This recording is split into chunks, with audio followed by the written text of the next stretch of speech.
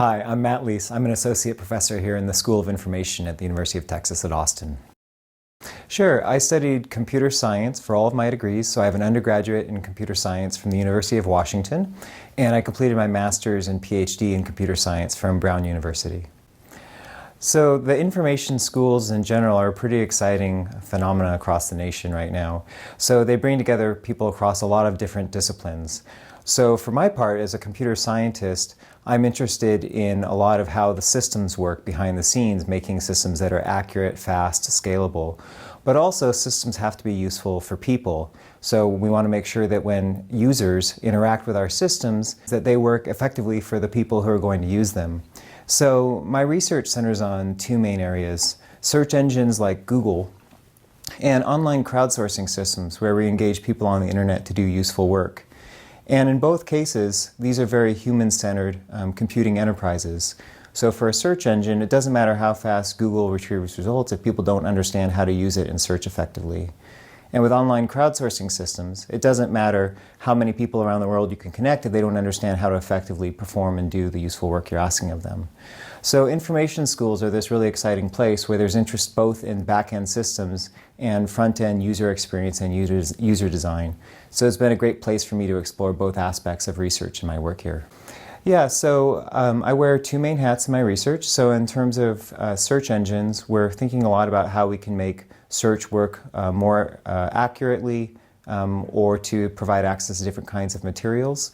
So for instance, I have a project where we've looked at searching for conversational speech. So you might imagine that in your classes, you have a lot of conversation recorded in terms of the professor informally presenting work or students discussing it, and you might want to be able to search back later to find aspects of the class that are relevant to something you're studying for a final exam.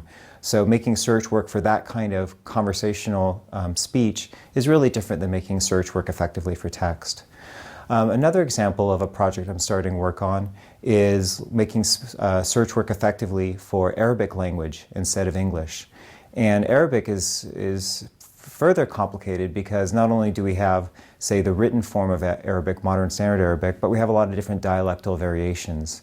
So making a search tool that works effectively for all these different variations of language is hard.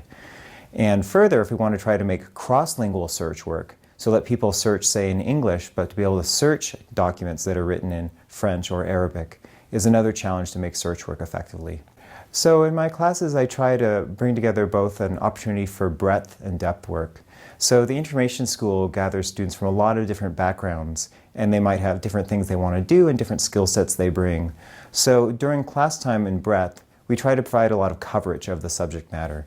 So say in information retrieval, we learn a lot about how search engines are built, how you measure their effectiveness, what is the nature of relevance, how we sort of make systems both scalable but also very usable.